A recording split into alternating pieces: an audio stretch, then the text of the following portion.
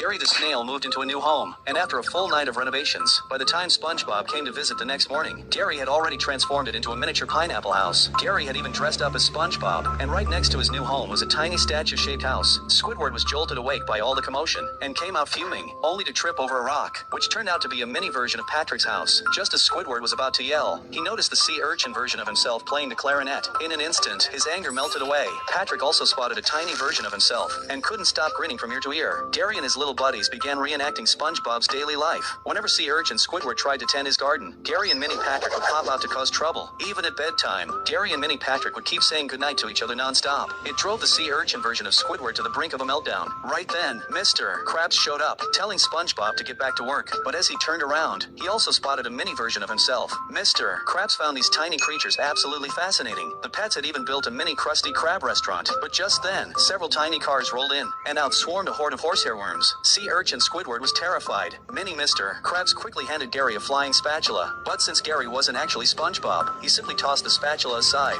and rolled in a bulldozer instead, flattening every single house.